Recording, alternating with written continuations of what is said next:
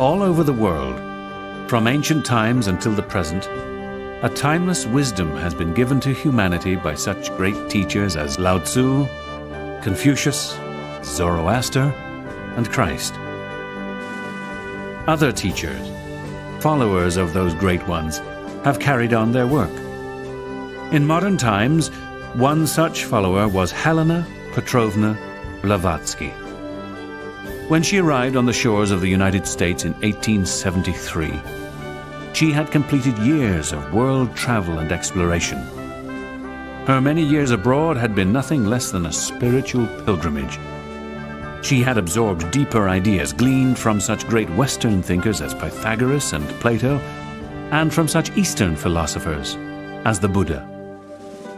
A small band of like-minded seekers gathered around her. Among them was an attorney and gentleman correspondent from New York, Colonel Henry Steele Olcott. Together they would form the Theosophical Society.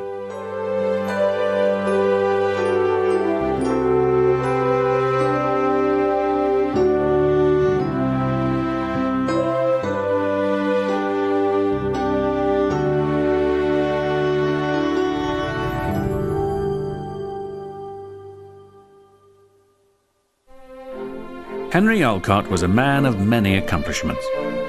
Born in 1832 in Orange, New Jersey, he was a distinguished officer in the Civil War and a slashing crusader against army graft. He was a member of the elite committee of 3, appointed to investigate the conspiracy that led to Abraham Lincoln's assassination. By the time he met Madame Blavatsky, he was an attorney in New York City.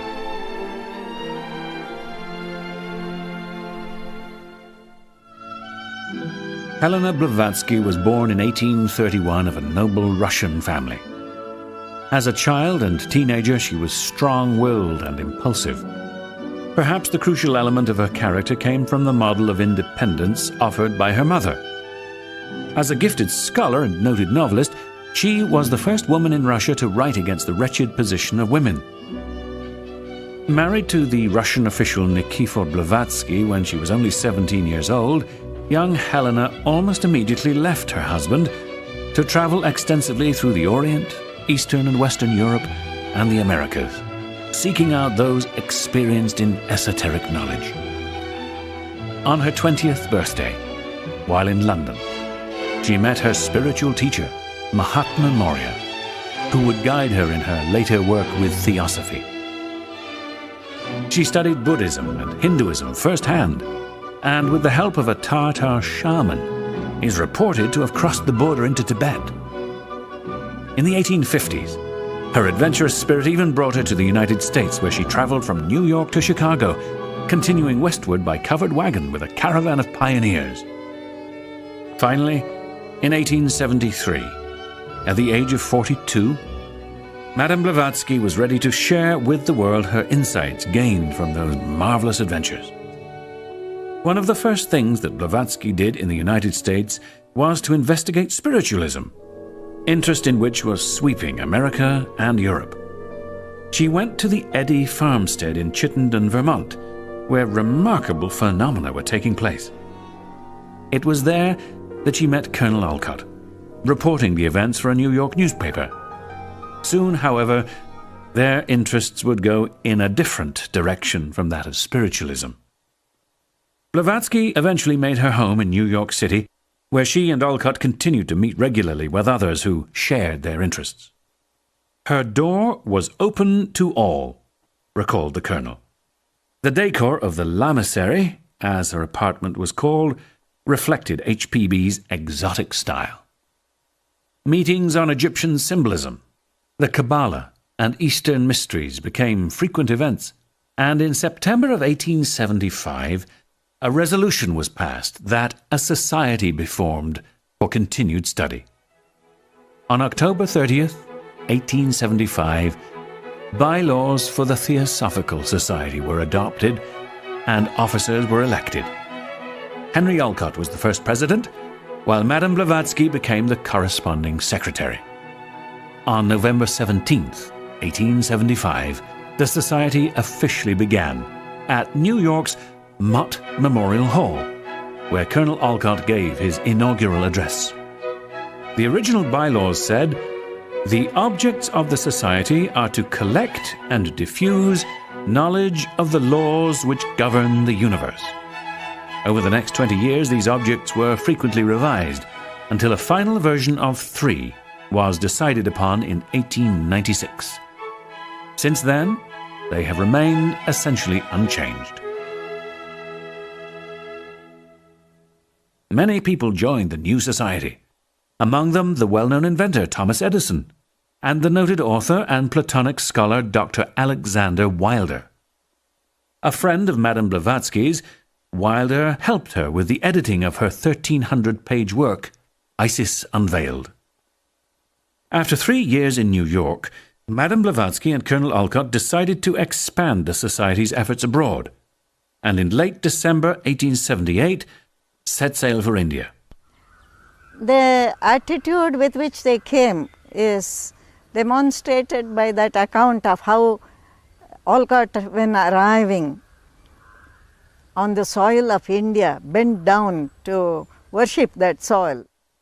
They felt that from India had gone out a great deal of wisdom, which is even now contained in the profound teachings not only of the Hindu tradition but Buddhist, Jaina and so on. There was a spirit of tolerance as well here, of universality. India gave a place of shelter to many different people. It was in the tradition of India to try to understand different points of view, different cultures, and to synthesize them into a whole. And this, I think, is central to the work of the Theosophical Society. Perhaps all this was in their mind when they came to India and established their headquarters here. While in India, the Colonel interested many Hindus and Buddhists in a study of the esoteric basis of their own beliefs. And Madame Blavatsky's remarkable abilities attracted the attention of some members of the British establishment in India. Together, they established a new headquarters at Adyar in Madras, India. Back in the States, a co-founder of the Society, William Quan Judge, inspired by Blavatsky and Olcott's success in India, worked energetically to spread knowledge of the Society. In April 1886, he started The Path, a periodical that became the chief vehicle of Theosophy in America.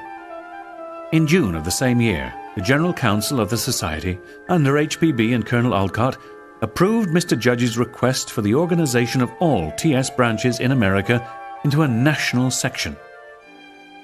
The American section was organized on October 30th, 1886, at a convention held in Cincinnati. Mr. Judge was elected the first General Secretary and Treasurer. There were already 9 Theosophical branches in various cities throughout the United States, 7 in the East and Midwestern states, and 2 on the West Coast. One of the most prominent new members, Mr. Alexander Fullerton, described the early days of the section. "My call upon Mr. Judge showed at once the infancy and the poverty of the Society. The office of the editor of The Path and of the General Secretary was a small room opening upon a court. The rent was $15 a month. The room was so small that only 2 chairs were possible, besides the indispensable table and bookshelves." In 1893, members of the Society from Europe, India, and the United States all took part in the Parliament of the World's Religions, held at the Chicago World's Fair. The leading spirit at the Theosophical Congress was Mrs. Annie Besant, a well-known British lecturer, social reformer, scholar, and champion of women's rights. She had worked in London as a labour organiser with Herbert Burroughs in the Match Girls' strike of 1888. She reviewed The Secret Doctrine, Madame Blavatsky's best-known work for a popular British paper, and later visited HPB in her London home at 17 Lansdowne Road. It was here, after numerous travels, that Blavatsky had settled to write the major portion of The Secret Doctrine. Mrs. Besant became HPB's closest personal student, and went on to become the most prominent member of the society after Blavatsky's death on May 8, 1891, a day afterwards commemorated by Theosophists as White Lotus Day. Besant toured the United States often, speaking in most of the major U.S. cities within a month's time. At the Parliament, she spoke on the essential unity of all religions and of all peoples, and of humanity's relationship to karmic law. Also present at the Parliament were the distinguished and picturesque East Indians Dharmapala and Chakravarti.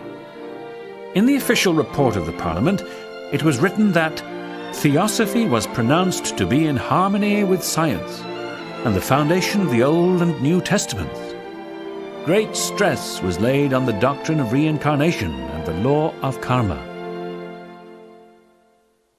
Membership in the society began expanding rapidly, and it appeared that the American section was destined for unhindered growth. A difficulty arose, however, that divided the society, especially in the United States. It was a dispute of authority between William Judge and Annie Besant over the control of the esoteric school. Madame Blavatsky had founded the esoteric school in 1889 to provide training for society members who wanted a regular practice of study, meditation, and service. Before Madame Blavatsky died, she gave Besant and Judge joint control of the ES, with Mrs. Besant as head in Europe and India, and Mr. Judge as head in America. However, in November of 1894, Judge declared that he was the sole leader of the ES throughout the world, claiming that this was Madame Blavatsky's original intention. Mrs. Besant disagreed. The breach between the two widened. In Europe and India, most members sided with Mrs. Besant, while most American members followed Mr. Judge. The issue came to a head at the 9th American Convention held in Boston on April 28, 1895.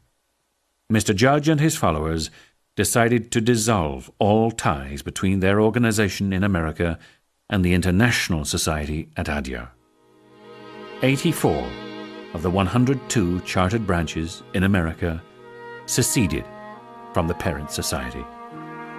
With them went the corporate name and seal, all the records, the magazine, the path, and the property then owned by the society.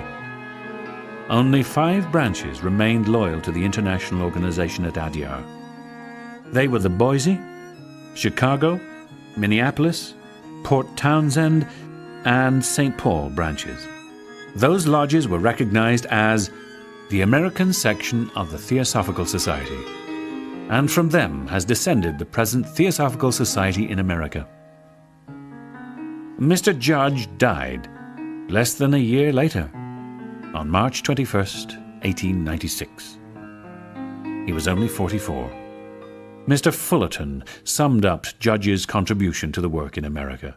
Mr. Judge was a remarkable man, a man peculiarly fitted to be the pioneer of a movement as yet unpopular and needing both ceaseless energy and the instant seizure of every opportunity.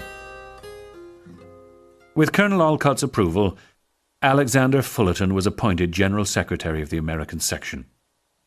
A Princeton graduate, lawyer, and former Episcopalian minister, he began work to rebuild the section.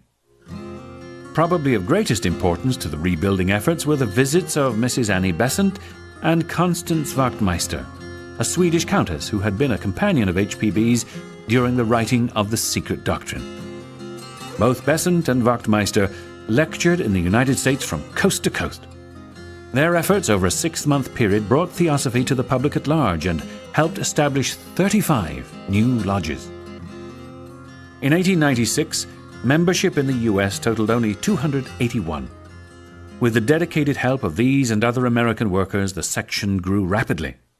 By 1902, with 73 branches and a total of 1,703 members, the American section ranked second in size only to India.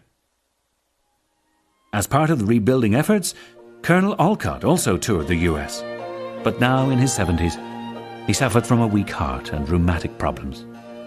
During his return trip to Adyar, He was further weakened when he fell down a ship's stairway. He completed his long journey to the place that for years now had been his real home, but died soon after, on February 17th, 1907. One of Olcott's greatest achievements, in keeping with the Society's second object, was his work to re-establish Buddhism in Southeast Asia and Ceylon, the island now called Sri Lanka. He organized the first Buddhist schools in Ceylon and obtained government grants from England such as were given to Christian schools. Today there are over 400 Buddhist institutions in Sri Lanka, and portraits of Colonel Olcott hang in many of them.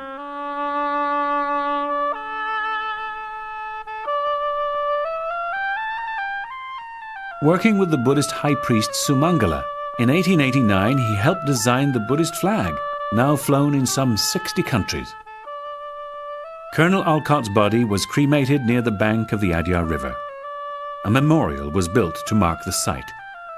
As a final tribute, a figure of the colonel was placed beside that of HPB, in the alcove of Headquarters Hall at Adyar.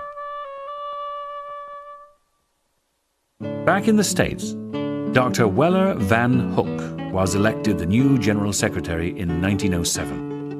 A distinguished surgeon, he promptly moved section headquarters to his home in Chicago and began work on programs to increase public awareness of Theosophy.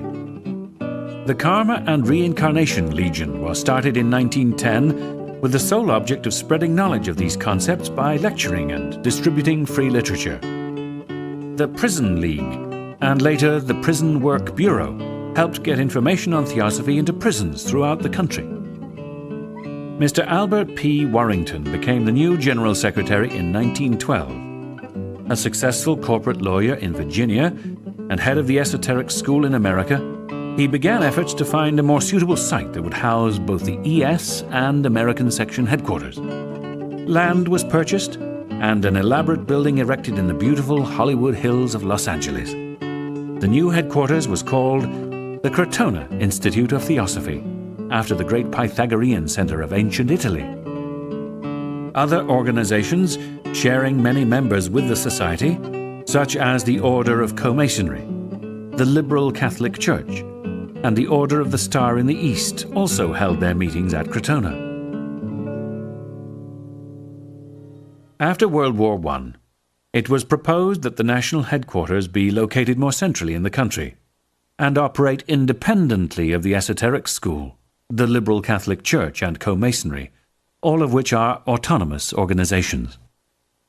In March 1920, the Los Angeles property was sold, and the money from its sale divided between the esoteric school, still under Warrington's leadership, and the American section under its new president, Mr. Lewis W. Rogers. Both men secured new and separate headquarter sites for the two organizations.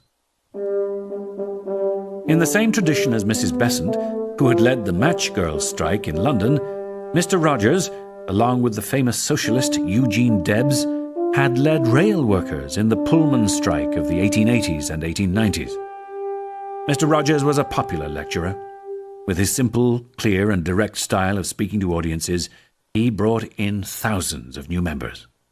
Mr. Rogers was one of the most successful speakers who had ever been in the United States. He brought in more members than any other lecturer. Mr. Rogers, as I knew him, was a stocky man. He had tremendous fervor when he spoke. He also spoke in very simple language about our theosophical principles. And I think what he conveyed was a tremendous sincerity. And he dealt with a person's everyday problems from the theosophical point of view. He was a labor organizer, and with that, I think, went a great sense of responsibility and also an organizing power. And that's one reason he was so extremely successful, and he was so down to earth and practical. The section headquarters was moved back to Chicago, a brick building was purchased at 826 Oakdale Avenue to house the various administrative offices. Under Mr. Rogers, staff members worked hard to help with the Society's rapid expansion. The major administrative offices for the section included the editor of the section's journal, the Messenger, the Office of Publicity, the National Treasurer, and the National Secretary, then Mrs. Maud Couch, who later became Vice President of the Crotona Institute. Present at the annual convention of 1923 was the head of the Order of the Star in the East, Jiddu Krishnamurti. Born in India, he and his younger brother were discovered by Annie Besant's colleague, C.W. Leadbeater. Seeing something special in the boy, Mrs. Annie Besant started the Order of the Star in the East to prepare members for the coming of a great spiritual message, which, it was thought, would come through Krishnamurti. As Mrs. Besant's adopted son, he was educated in England. Popular with the press, he attracted large audiences wherever he spoke. In February 1924, the Esoteric School in America purchased a new headquarters site in Ojai, California. Located on a lovely spot of a mid-valley hill, it has remained the ES headquarters to this day. Only a month later, the American section purchased a 10-acre site and started construction on a new, much larger national headquarters building in the quiet little city of Wheaton, Illinois, only 25 miles from the heart of Chicago. Greater space was needed for the management of section affairs. By the mid-1920s, membership in America had grown to more than 8,000, the highest in the section's history. A bond issue was offered to members, and a fund started to build a $250,000 structure. Members donated large sums of money, even by today's standards. Ceremonies to lay the cornerstone of the new building took place at the 40th annual convention held in 1926. More than 2,200 people attended the event, many arriving by train from Chicago. Buses were available to take members from downtown Wheaton to the headquarters site only a few miles away. Of interest to everyone was the arrival of J. Krishnamurti. The dedication and laying of the cornerstone were carried out with full co-Masonic rites. The cornerstone was laid in place covering a large copper box containing various theosophical books and documents, including a copy of the Secret Doctrine, and a parchment signed by leading society dignitaries. The 80-year-old Mrs. Besant led the ritual, as members quietly looked on. After the ceremony, Mrs. Besant and Krishnamurti posed for the camera.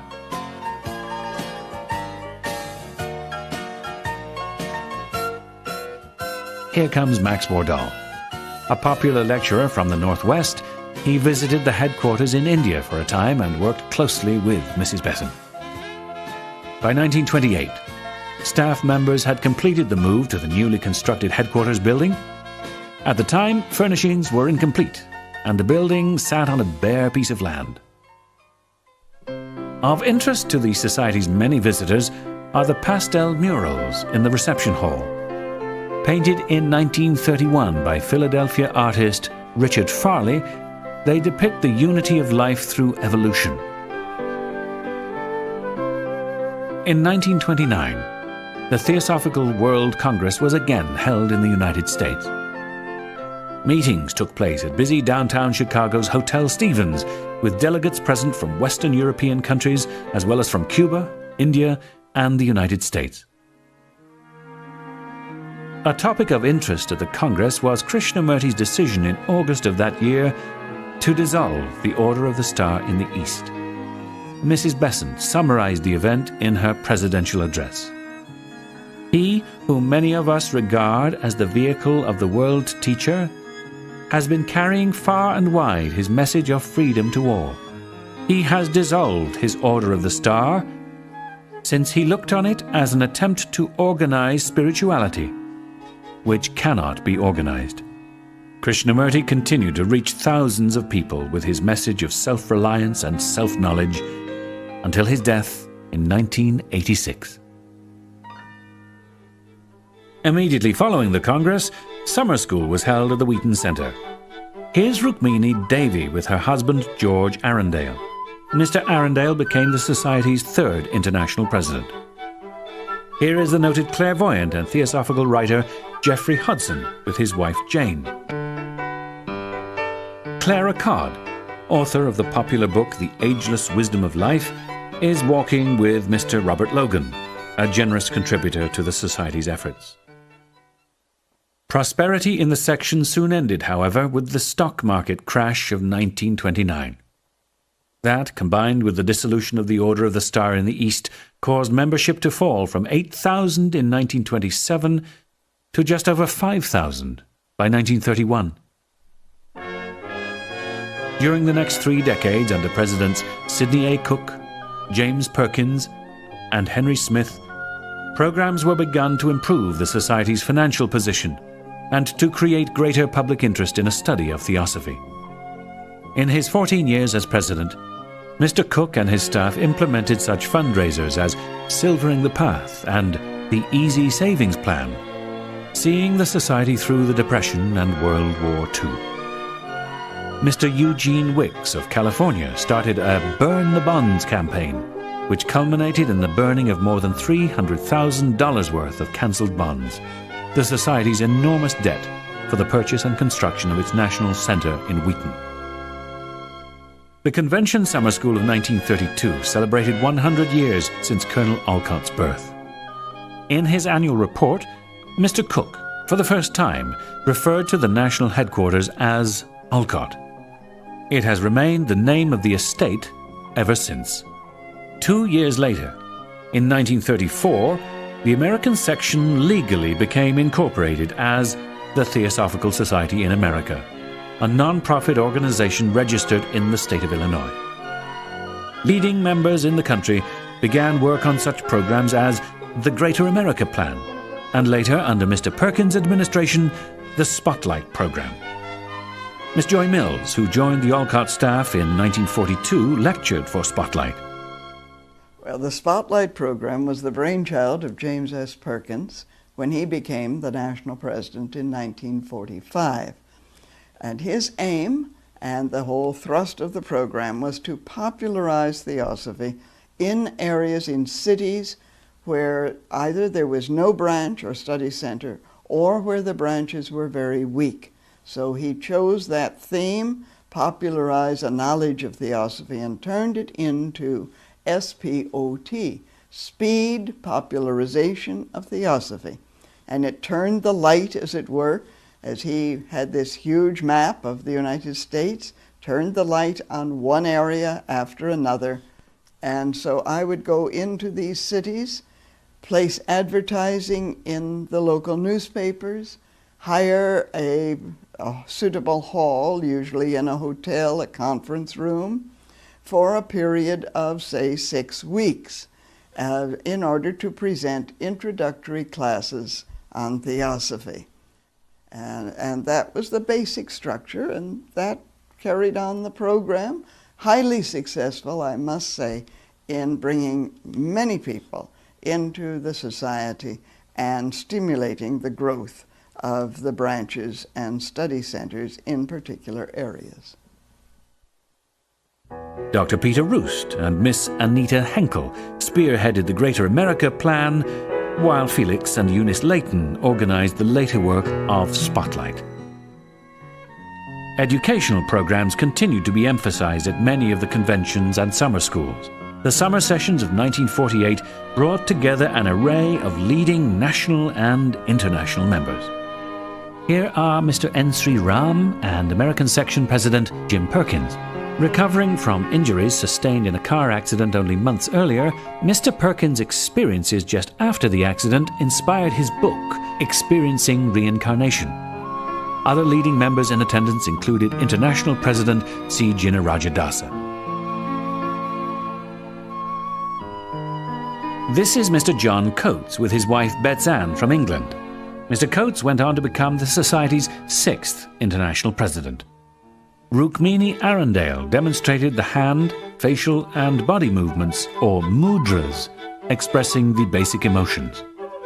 An accomplished Bharatanatyam dancer, she founded Kalakshetra, the famous school of Indian dance still in existence today.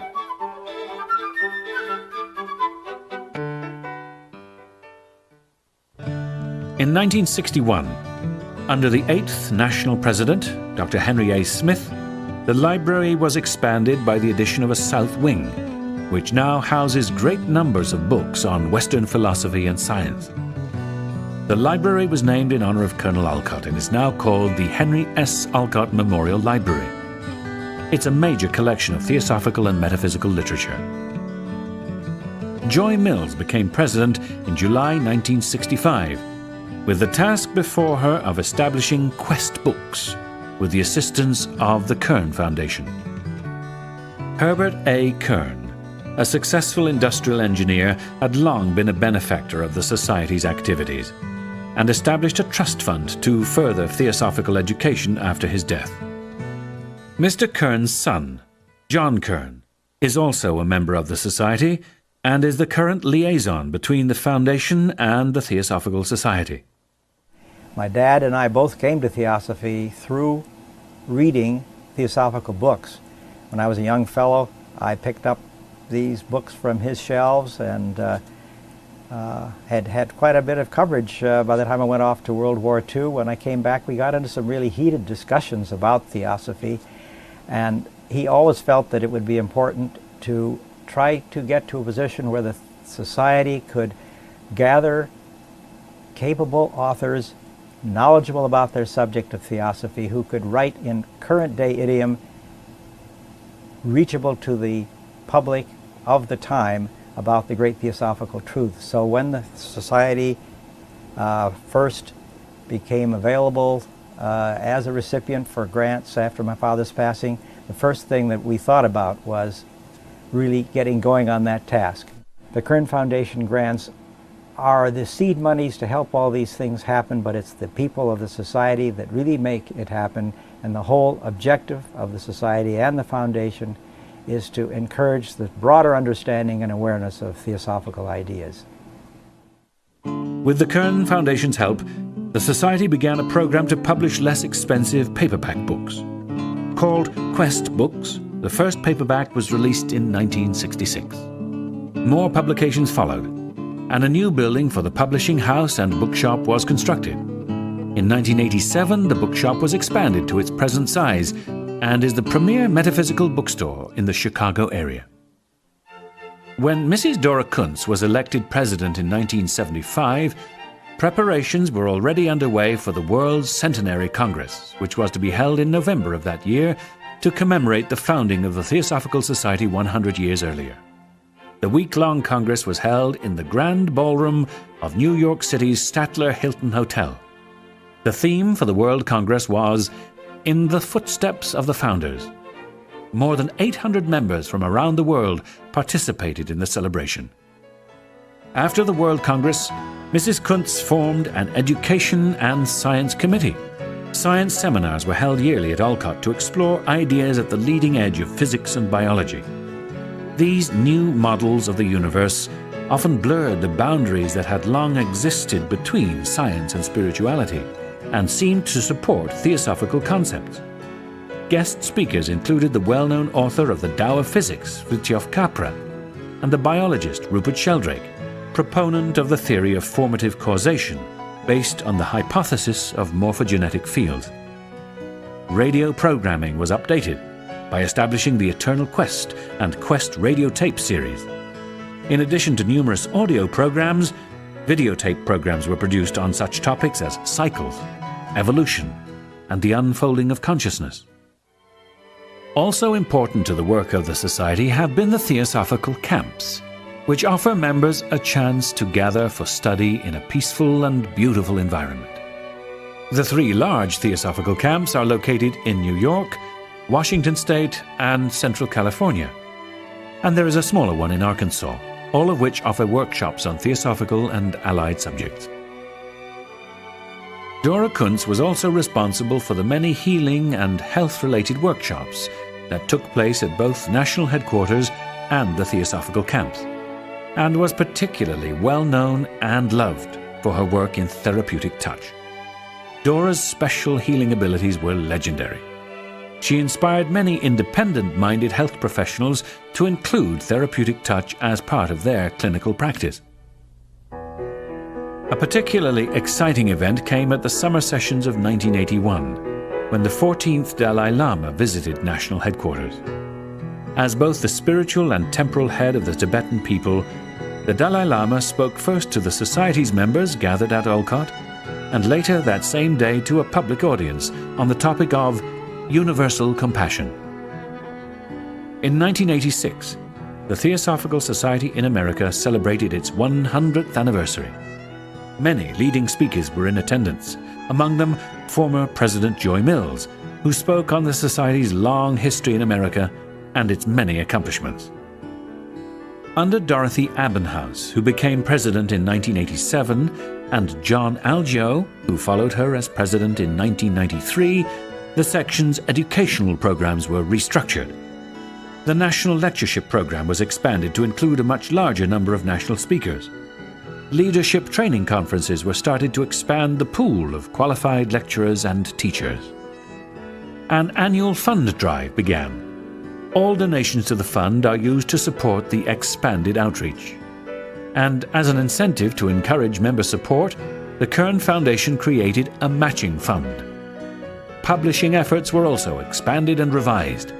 The Quest magazine, a new quarterly journal, began in the fall of 1988. A newsletter called The Messenger began publication, and a new series called Wisdom Tradition Books was launched with Emily Sellen's last work, The Pilgrim and the Pilgrimage, as its initial volume. With increased support from the Kern Foundation, the Theosophical Publishing House has worked to widen the readership for its publications by searching out popular authors, improving book design, and expanding its marketing.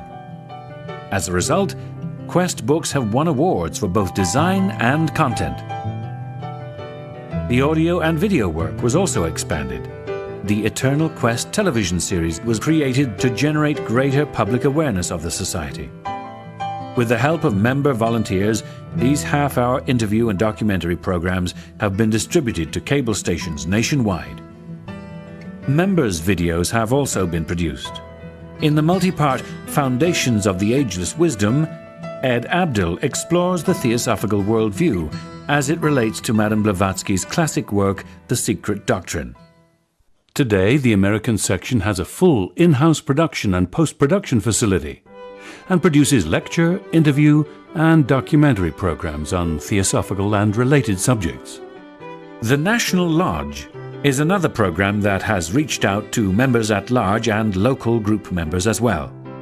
Chartered in 1996 by Radha Burnier while she was attending the American Convention, the National Lodge quickly became the largest branch in the section. The members of this virtual lodge received study papers covering basic theosophical works. Another program that has reached out to members around the country is the Olcott Experience Weekends. Sponsored and financed through the generosity of the Kern Foundation, they bring to Olcott people with little familiarity with the National Center for an intensive exposure to its facilities, departments, and resources. Participants also have a concentrated short course on theosophical history and ideas, and a taste of theosophical living. Directed primarily toward members of local groups, it occasionally includes others, such as young theosophists in special programs designed for them. Weekly meetings of the young theosophists have been held at Olcott, a newsletter published, and weekend get-togethers arranged at the camps and the National Center. Whatever the age group, these gatherings offer visitors a chance to develop new and enduring friendships and to learn of theosophy and the Theosophical Society. A special event took place in 1993, when the Theosophical Society took part in the centennial celebration of the Parliament of the World's Religions at downtown Chicago's Palmer House Hotel. The opening plenary was an awe-inspiring celebration of unity, as the packed hall of delegates was treated to a procession of the many faiths represented at the Parliament. All three of the major theosophical organizations were represented. Key speakers included Radha Burnier, International President of the Adyar Theosophical Society, and Grace Kanoki, leader of the Pasadena Theosophical Society. The United Lodge of Theosophists also participated in the Theosophic Worldview and Critical Issues joint presentations, and there were Ultimate Concerns symposia, encouraging public discussion on the challenges facing us in the 21st century.